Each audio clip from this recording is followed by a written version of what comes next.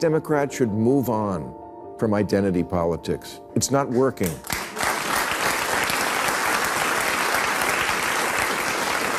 It's not working for them or for us. Democrats are hemorrhaging the very voters they think they're pandering to. The Financial Times writes, Democrats are going backwards faster with voters of color than any other demographic, and suggests the reason is that a less racially divided America is an America where people vote more based on their beliefs than their identity. In America now, you're allowed to be many things all at once, and that's a good thing, even when it's really stupid. After a massive electoral defeat, you'd think the left would finally rethink its obsession with identity politics, especially after it clearly failed to connect with voters. But instead of learning the lesson, they've doubled down, pushing it even harder, particularly since Trump returned to power. Bill Maher, a lifelong liberal himself, isn't buying it. With sharp humor and blunt honesty, he calls out the left for ignoring reality and repeating the same mistakes. His critique is unapologetic, brutal, and hard to ignore. If you enjoy bold political commentary that challenges both sides, hit like, subscribe, and let's get into it. I think now more than ever, we need to stop talking about the things that make Americans different from each other and start honoring the things that make us the same. So let my people, the Irish, lead the way. Because again, the Irish think, I don't give a shit. But I do give a shit wins the next election. And outdated racial pandering is one reason Democrats lose elections. When Chuck Schumer and Nancy Pelosi put on kente cloth, I don't think it earned them one vote for their powerful emotional ties to Ghana. It's hard not to laugh. What was that kneeling pose even supposed to mean? There was no message, no substance, just another empty gesture wrapped in moral posturing. The left keeps mistaking performance for principle and symbolism for action, then acts surprised when voters roll their eyes. Even Bill Maher sees through the theatrics and calls it out. When your own side is mocking the hollowness, it's a sign identity politics isn't inspiring anymore. It's exhausting people. In California, we're now segregating kids. Really, California doesn't just have Amber Alerts for missing children. We have Ebony Alerts for black children and Feather Alerts for Native American kids. Maher calls out how the left's actions often feel hollow and performative. What's sold as progress is usually exaggerated virtue signaling that complicates simple, effective solutions. Instead of fixing problems, identity politics gets injected everywhere, diluting purpose and common sense. In the end, performative activism replaces real results, and everyone loses. Look, even if you like identity politics, this kind of thing is antiquated. From 2010 to 2020, the number of people identifying as multiracial in America went up 276%. 1 in 5 newlyweds now are in an interracial marriage, and that number goes up to 100% in ads for Subaru.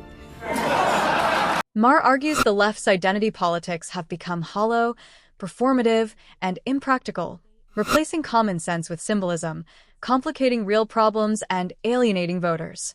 By obsessing over labels instead of shared goals, they fracture society and undermine their own credibility.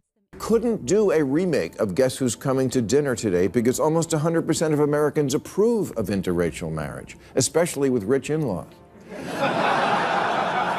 And 95% of white women would leave their husband to marry Idris Elba.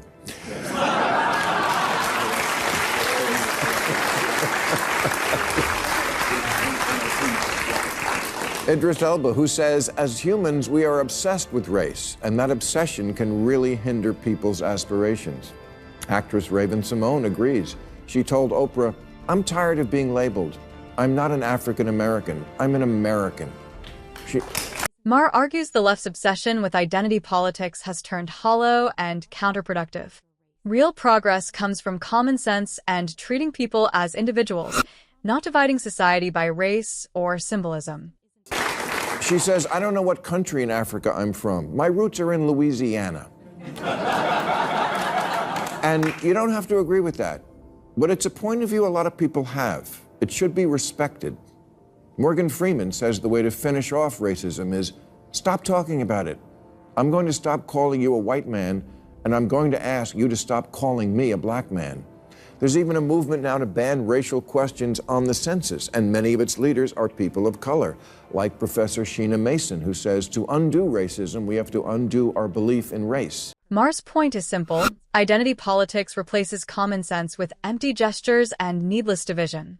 Obsessing over race complicates real problems and ignores how diverse, blended, and individual people actually are. Real progress comes from treating people as individuals, not reducing them to labels. MoveOn.org, formed in 1998 to urge Republicans to move on from the Clinton impeachment. Today's Democrats should move on from identity politics. It's not working.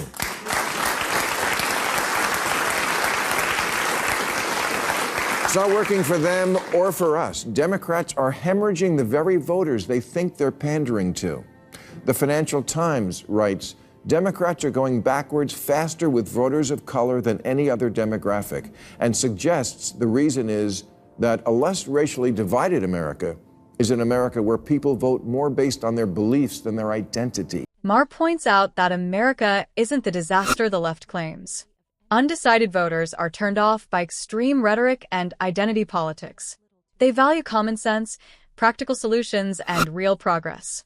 Democrats' obsession with crisis messaging, attacking Trump, and overemphasizing race alienates these voters.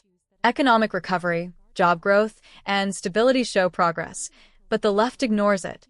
Maher's takeaway: fear-driven narratives and ideological rigidity lose the middle. Appealing to reason, results, and unity wins trust.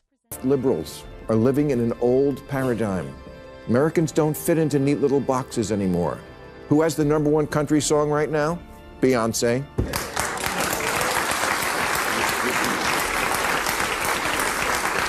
Lil Nas X won a country music award, and he's black and gay.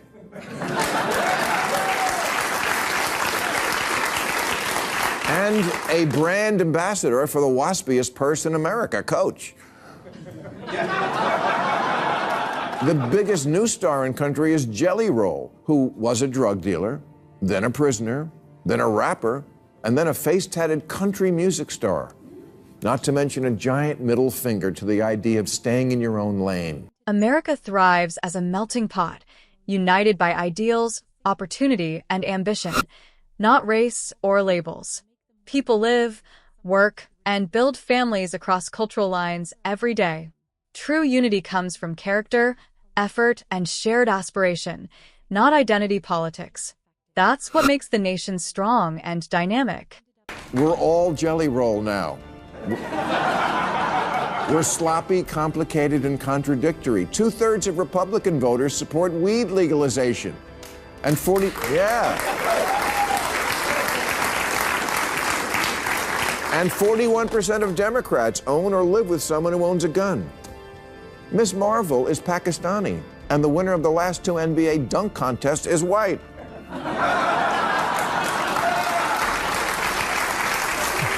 Voters are moving on from rigid identity politics. America is diverse, interconnected, and focused on real-world results, not race-based slogans. The left's obsession with symbolic gestures and racial narratives alienates people. Success comes from practical solutions, jobs, healthcare, security, not division. Until the message reflects reality, losses will continue.